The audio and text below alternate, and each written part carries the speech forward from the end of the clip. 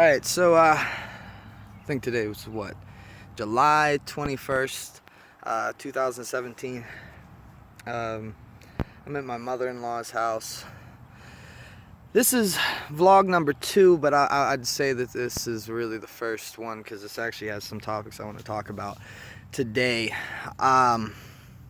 First off, if you haven't seen my last vlog and this is the first time viewing this, my name's Brent Simmons. Give you some of my credentials, and they're not very many.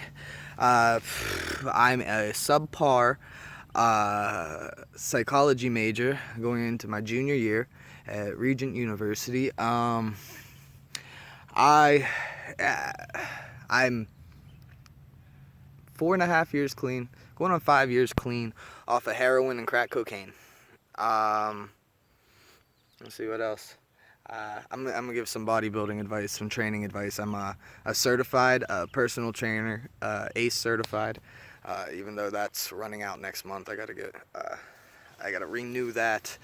But anyways, so basically tonight, this evening, I'm gonna talk about a couple topics that I'm interested in, and that I think some people are interested in, because I see a lot of people talking about this stuff, and I just want to add my voice. And I want to first say that, you know, what I'm saying is just my anecdotal evidence, what I believe to be true.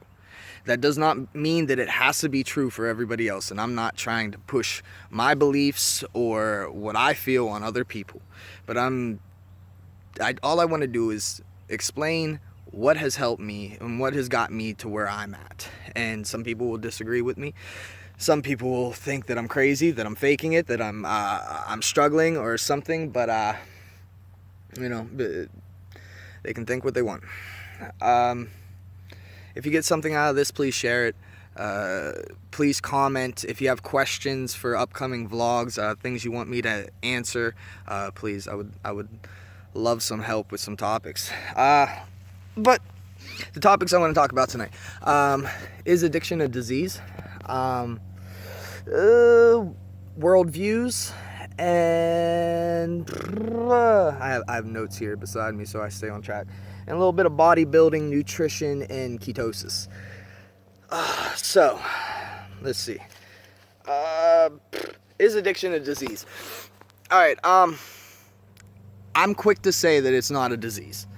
And I think sometimes I say it out of a posture of defense, because for so long, you know, I was buying into the once an addict, always an addict. And since I've gotten out of that, I'm quick to say it's not a disease, because I feel a lot of connotations come along with calling it a disease.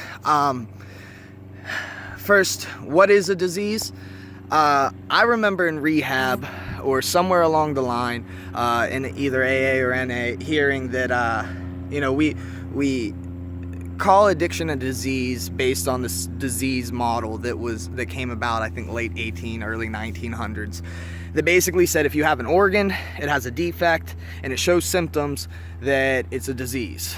So my logic says if your skin is an organ and it gets cut, like I have a cut right there, you know, it's not really giving me any symptoms that I can say that I can feel, but you know, I'm sure at one time it kind of hurt, it's itched before, so there's symptoms, then I guess I have skin disease. I don't know, that's kind of silly to me. But you know, with all that aside, you know, we do know that there are mental illnesses, schizophrenia, bipolar disorder, all sorts of things, but those also, I think, fall into the same category of something that is treated one way, but could probably be handled a lot more effectively in a different way, because a lot of these are behavioral issues.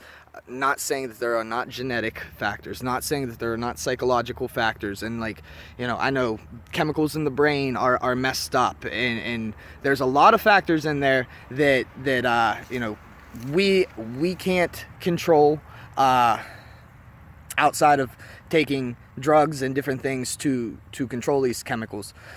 But there is an aspect to it that comes down to our part. You know, the thing with addiction is at least with addiction recovery, with the treatment for it, you're told one thing. You're told that addiction is a disease, that this disease is incurable, that you can never get rid of it. Once you get it, you have it forever. You will never get rid of it. You're going to struggle for the rest of your life.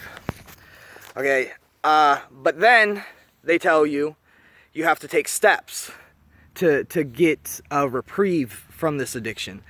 So in one case, they're telling you that you have this disease that you can't control. These people are making decisions outside of their control, that there is something in them that makes them incapable of making a good decision. They make the wrong decision. But then when you turn around and you sober somebody up, you tell them that they need to start making the right decisions. But you tell this person that it's not their fault, they have a disease, that they can't make the right decision. And it starts to get a little tricky there, because it's like, well, which is it? Am I able to make decisions for myself, or is there something in my brain that is ruling me, and every decision that I make is based off of this and not myself?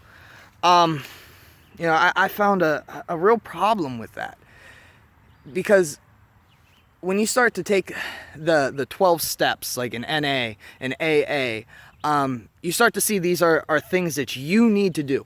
And listen, I am not knocking NA or AA, because I went through those programs and they helped me build a base of support.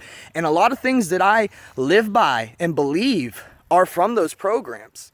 Not necessarily just because I learned them in those programs, but because those programs follow a lot of truths that everybody could follow, that would make them a better person. But yeah, so even in this program, they're telling us that it is a disease that you're never going to get rid of, but you can take certain steps to have a reprieve. Now, I lived under that for a really long time, and what happened was I started to feel trapped. I can't even say I started to feel trapped. I felt trapped from the beginning. I felt free because I wasn't getting high, but I felt trapped to this new set of rules that I had to live by for the rest of my life. And one thing that has gotten me in trouble most of my life, and probably led to a lot of my drug addiction, is the fact that, I don't like rules, and I buck up against authority. And so it was hard for me to stay within the lines of these rules, and I would break them all the time. It was just like, it was something within me. It was because I was sober, I was clean. So maybe this was this disease that was coming out, and it was just not allowing me to do it. But then I'm watching other people and they're doing it. So like, is my disease stronger than these people?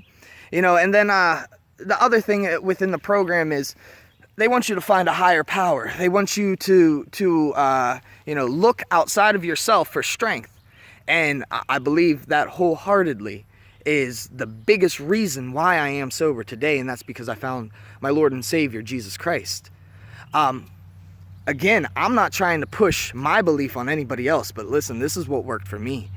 I know that it works. I got saved, and my life changed. Not overnight. And it took a while, and it was hard, but it changed. And the person I am changed. But, what I came to realize as I'm bucking up against these rules and stuff, is that, like, in the end, I was being selfish.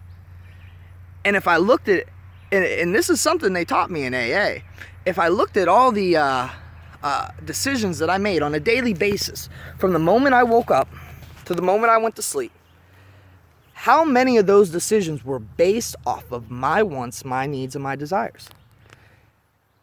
And I could say, well, I did this good deed for this person. I held this door for that lady. I cleaned up after myself because that was the rule in the 3-quarter houses I was living in, or because that's just a good thing to do, not be a slob. I could think of these things, but then if I think about the motives behind those reasons, why did I hold the door for that lady? Yes, I was raised to be courteous. That is true. But at the same time, I know deep down that I want the appreciation of the person who I opened the door for. I want to feel good about myself, that I did something good. In the end, it comes back to my selfishness and my desires. Even my best intentions are innately selfish. So when I started realizing that, that most of what I do, if not all of what I do, is about myself, then it starts to make sense why I cannot follow these rules, because they're not what I want to do. Somebody else is telling me to do it, so I don't want to do it. I start looking at this in all areas of my life, all aspects of my life. I look at addiction like this. Okay, because I was an addict for well over 18 years. I know I did heroin and I did crack for 8 years. Lots of rehabs in between, not lots of clean time. I know that every time I got clean, and I would have 30 days, I would have 60 days. I'd be in a halfway house for an extended period of time, 4 months, and I would get out and I had all this clean time and I felt good. So why would I self-sabotage and go back? Made no sense. It's because really, that's what I wanted to do. I was still living selfishly. I wasn't thinking about anybody else.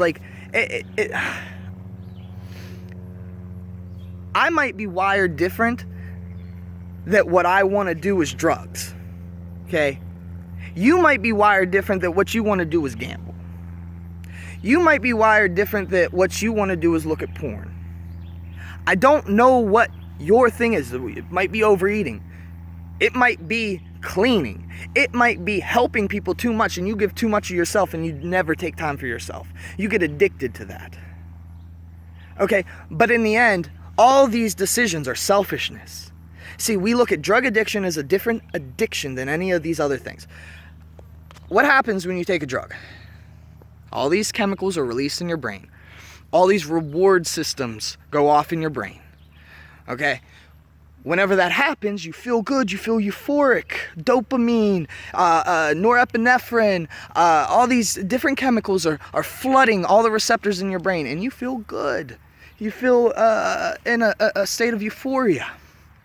Well, the same thing happens when you have sex, when you eat something good, especially something you really like, when the lights go off at the casino, when you watch that porn movie, the same things is happening. You're just using a different stimulus to affect these chemicals in your brain. Addiction, drug addiction, is just one of many different things that we use to get ourselves off. And we can become addicted to any of them. The only difference is with drug addiction is it comes along a lot of times with physical repercussions and physical pains. But I believe the answer to getting over that is the same as any other addiction. The same thing, because these chemicals are being released. Same in your brain when you do anything else. You're just releasing it in a different way. Okay, so if the answer to all my other problems in life that I found, when I would make a mistake or do something that upset somebody or hurt somebody, was out of my selfishness, and if I could cut that selfishness out of myself as much as I could, or at least, fake it till I made it, I started to see changes. I started seeing a difference. And the thing is, that kind of acting, that kind of action, acting in a selfless manner, even though at the heart of it, because at the heart of it, I'm trying to help myself. I'm trying to get myself out of this situation. Me going out of the way to do things I don't want to do.